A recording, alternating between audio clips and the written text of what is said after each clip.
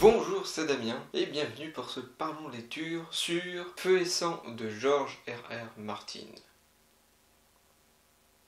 Avant de commencer la vidéo, je vais te dire comment ça va se dérouler. Je vais d'abord parler du contexte dans lequel j'ai lu le livre, puis après je parlerai de mon avis rapide. J'aborderai les points que j'ai envie d'aborder en argumentant, en commençant par le négatif puis par le positif, et je terminerai le tout avec une conclusion. C'est parti.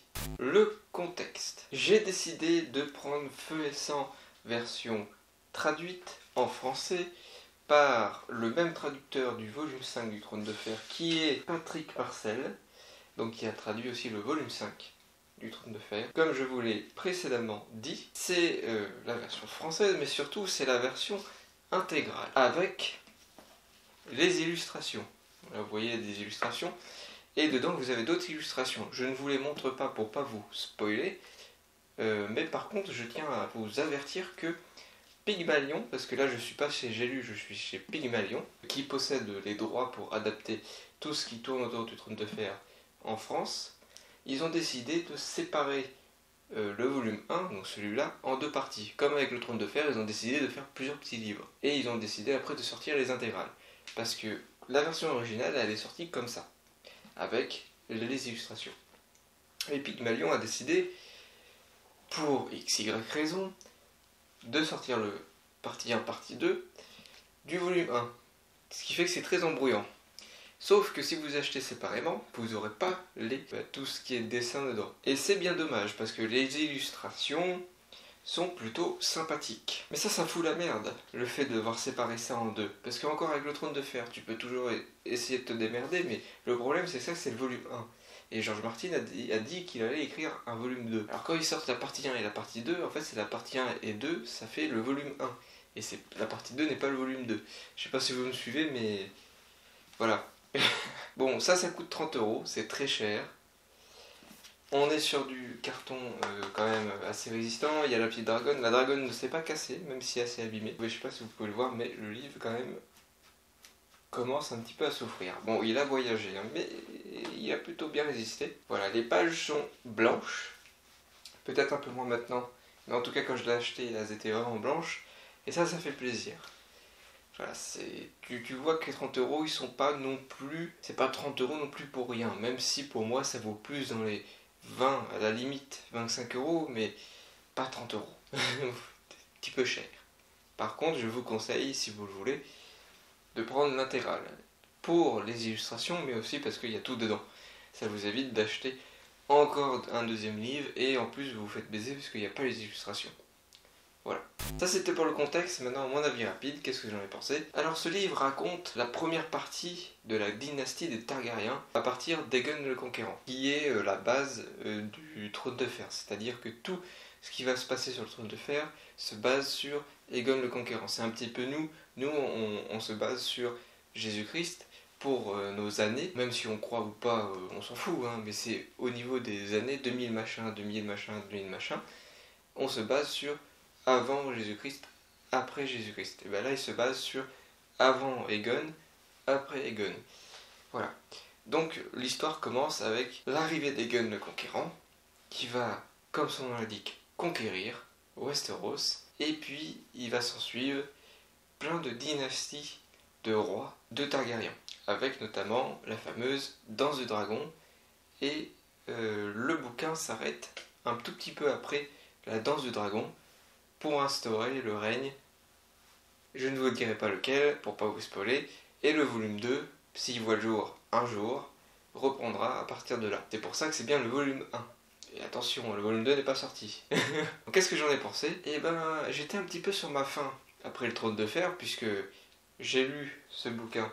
J'ai oublié de le préciser, mais oui, j'ai lu ce bouquin après avoir fini le Trône de Fer, enfin, en tout cas les volumes qui sont sortis à l'heure actuelle, et j'étais un petit peu sur ma faim. Je me disais, le volume 4 et 5 c'était pas ouf, même s'il y avait quelques petits rebondissements par-ci par-là qui sont quand même importants, et finalement, Feu et sang, et ben j'ai bien aimé.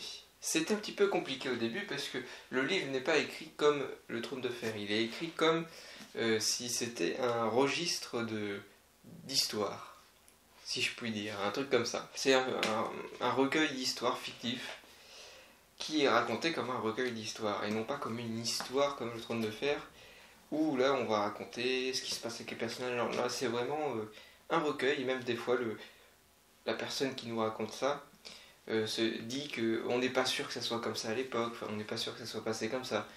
Voilà, il raconte plusieurs versions qui ont été racontées, par exemple. Donc c'est ça qui est intéressant, c'est qu'on plonge dans le passé d'un univers, comme si on vivait dans cet univers, où on lit quelque chose, c'est comme si on était un personnage du Trône de Fer qui lisait un bouquin qui raconte la dynastie des Targaryens. Donc c'est vachement intéressant ce point de vue narratif, et l'histoire est entraînante. Au début c'est un peu compliqué, parce qu'il faut rentrer dans l'univers, il faut se faire la façon d'être que le bouquin est raconté, et finalement on y va plutôt bien, et la traduction est globalement très bonne, donc ça aide beaucoup.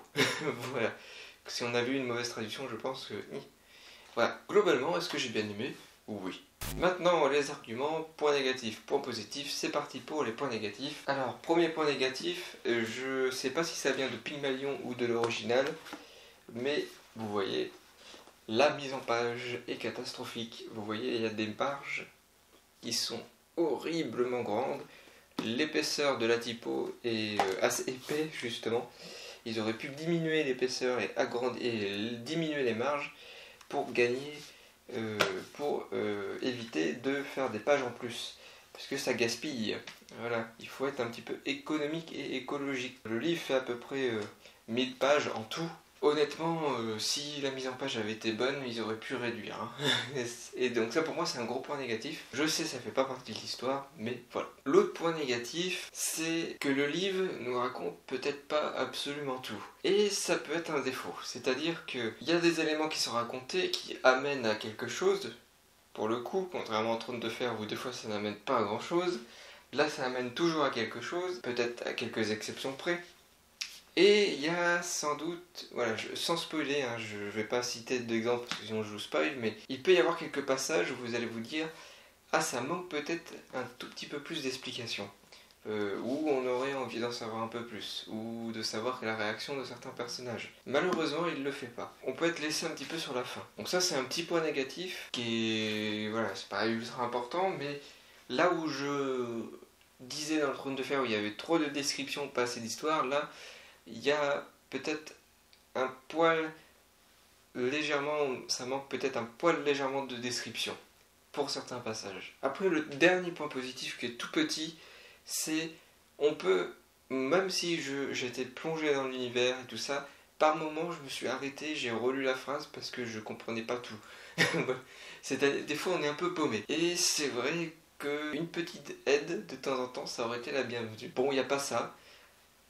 Après, il suffit de relire la phrase, de se poser et de réfléchir à tout ça, mais voilà. C'est de temps en temps, on peut être un petit peu paumé, notamment au début. C'est vrai que c'est pas très encourageant pour lire la suite, mais après, une fois qu'on y est à la fin, on comprend mieux les choses. Mais des fois, c'est vrai que c'est compliqué entre les persos et machin. Tu te dis, ah, c'est qui lui en fait? Ah oui, c'est vrai, on l'a vu il y a 10 pages avant, mais bon. C'est, voilà, il y a beaucoup de choses, et en même temps, ça rejoint un petit peu le point négatif d'avant. C'est que des fois ça manque peut-être un petit peu de description pour bien comprendre les choses. Voilà, c'est au niveau des personnages notamment où des fois moi-même j'étais un petit peu paumé, donc j'ai dû relire les phrases, même des fois une feuille complète, enfin un paragraphe complet, pardon. Voilà, c'est un petit point négatif. Maintenant vraiment un point négatif que je mets à part, c'est les illustrations.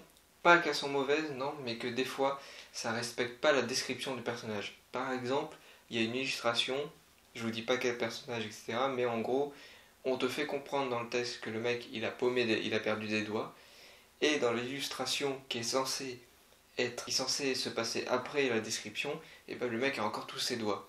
Alors je me suis posé la question, je me suis dit, est-ce que l'illustration représente un moment avant ? Et en fait non, en relisant bien le texte, en regardant bien l'illustration avec les personnages qu'il y avait dedans, c'était bien censé se passer après. Et pourtant, il y a des faux raccords au niveau de l'illustration parce qu'il lui manquait, il avait tous ses doigts alors qu'il normalement il était censé en avoir perdu. Pareil pour d'autres illustrations où tu te dis est-ce que l'âge des personnages, est-ce que le physique correspond bien. Voilà, j'ai l'impression que l'illustration a été faite peut-être avant ou qu'il y a eu des corrections entre temps et que finalement ils n'ont pas refait l'illustration. C'est très bizarre. Même si les illustrations sont très bonnes, il y a des petits défauts. Je me tourne ici parce que le livre est là. Il y a des petits défauts, il y a des faux raccords. Je suis très maniaque au niveau des détails et c'est très embêtant. Parce que ça gâche un peu l'illustration qui est vachement bien. Et aussi, au parlant des illustrations, j'ai l'impression qu'au début, les illustrations ont un style qui s'éloigne un petit peu de ce qu'on a à la fin. On a un style qui est moins réaliste au début, même si ça reste quand même très crédible. Qu'à la fin, on a un peu plus de détails, ça fait plus humain qu'au début. Est-ce que c'est voulu ou pas? Est-ce que les illustrations ont été faites avec une période d'écart importante? Je ne sais pas. Est-ce qu'ils ont dit à l'illustrateur, oui, pour les suites, fais-nous quelque chose comme ça, puis il a pas refait le premier, je sais pas trop. Mais vous verrez, si vous avez le livre avec les illustrations, qu'il y a, voilà, si vous n'avez pas remarqué ça, regardez bien, tu verras. il y a des, il y a des trucs, il y a des petits trucs comme ça. Maintenant, on va passer au point positif, et j'en profite pour faire la transition. Les illustrations, bah, elles sont très bonnes. Malgré le fait qu'il y ait des petits défauts, elles sont très bonnes. Et ça fait plaisir. Maintenant, le point positif, la traduction est bonne. Voilà, j'en dis pas plus, pour une fois. Donc ça aide à la lecture. L'autre point positif, c'est entraînant. C'est très entraînant, on a envie d'en savoir plus, et moi j'ai envie de savoir comment tout ça va se terminer, puisqu'il se passe plein de choses, et à la fin du volume 1, donc à la fin du Feu et Sang, on est dans une situation très spécifique pour les Targaryens et pour Westeros, et même pour en dehors de Westeros. Donc comment ça va se passer, comment on arrive au Trône de Fer. J'espère que le volume 2 viendra le jour un jour, parce que très curieux de savoir comment ça va se passer, et je pense pas que le livre fasse autant de pages, que le volume 2 fasse autant de pages que le premier. Parce que, à moins qu'il s'est passé des trucs de ouf, mais voilà. Et le gros point positif pour terminer, l'histoire est bien, quoi. Pour une fois qu'il y a une bonne histoire à suivre, contrairement au volume 4 et 5 du Trône de Fer, où là c'était un peu catastrophique, là c'est très intéressant, et pourtant ça partait d'un point de vue très négatif pour moi, parce que je n'aime pas du tout les Targaryens, je m'en fous de leur histoire, et j'ai quand même voulu tester ça parce que je suis très curieux. Et finalement, c'est une très bonne histoire avec pas mal de personnages. Comme disait le traducteur dans une interview, George Martin a essayé de pomper un petit peu ce qui se faisait avant. On retrouve même du Lovecraft. Pour ceux qui lisent du Lovecraft, très bien d'ailleurs, je vous conseille. Dedans, il y a un petit peu de Lovecraft à un moment. Il y a même d'autres choses. Il y a des manipulations, des trahisons,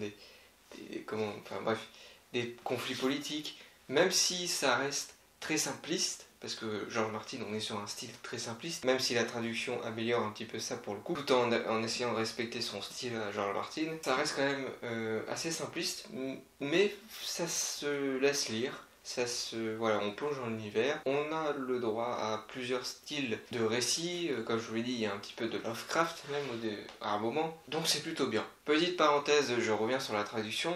Quand je disais que l'auteur améliore un petit peu le texte, il reste quand même sur les mêmes bases que George Martin, c'est-à-dire un truc assez simple avec des mots assez simples, et il va direct au but, même si on n'est toujours pas sur la traduction la plus pure possible, on s'en rapproche, et ça il faut quand même féliciter ça. Voilà, mes arguments sont terminés, maintenant on passe à la conclusion.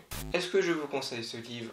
Oui, bien évidemment. Par contre, je vous conseillerais de lire Le Trône de Fer avant, ce qui est plus logique, même si Le Trône de Fer n'est pas terminé, mais au moins vous aurez les bases de l'univers. La traduction est bonne, même si on n'est toujours pas sur une traduction 100% pure par rapport au texte original de Martin, mais voilà, on est sur une bonne traduction, il faut encourager ça, on est sur une bonne voie. Les illustrations sont bonnes, même si de temps en temps il y a quelques petits faux raccords, quelques petits défauts. Le texte en lui-même est très passionnant, on a plusieurs styles d'écriture, comme du Lovecraftien, comme je vous l'ai dit. Cependant, ça reste quand même très simple. Ce qui signifie que tout le monde peut lire Feu et Sang, et ça c'est bien. Donc je suis assez surpris positivement, parce que j'attendais rien de Feu et Sang, vraiment. Même si j'ai eu du mal un petit peu au début. Je connaissais une partie déjà, La Danse du Dragon, je connaissais déjà parce que j'avais déjà lu des choses dessus. Mais voilà, en tout cas ça me donne envie d'en savoir plus sur cet univers. Il me reste quelques petits trucs à lire sur le Trône de Fer pour vraiment terminer l'univers et être prêt à en finir avec le volume 6 et 7 si un jour et ça voit le jour. Et bien évidemment j'attends avec impatience le volume 2.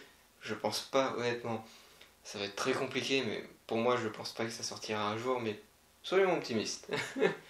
Voilà, bon, ça faisait longtemps que j'ai pas eu un bon parlant lecture, où je suis content d'avoir fini ce livre. Les prochains parlons lecture ne seront pas sur le Trône de Fer. Pour ceux qui en ont marre du Trône de Fer, ne vous inquiétez pas, ça sera autre chose. C'était Damien, merci de m'avoir écouté. Laissez un j'aime, c'est très important. Abonne-toi à la chaîne aussi, c'est important. Dans les commentaires, n'hésite pas à dire ton avis sur Feu et Sang, si possible sans spoiler, ou si tu veux spoiler, précise avant. Voilà, soyons respectueux. Et ça ne me dérange pas que tu spoil, mais précise. Et puis, partage cette vidéo sur les réseaux sociaux. Merci de m'avoir écouté. À la prochaine, j'espère, pour un Parlons Cinéma. Je pense sur Tenet, parce qu'il n'y a pas grand chose à voir en ce moment. J'espère, voilà. En ce moment, le cinéma, c'est un peu compliqué. Bon, j'arrête de parler. Merci de m'avoir écouté. À la prochaine, c'était Damien, au revoir.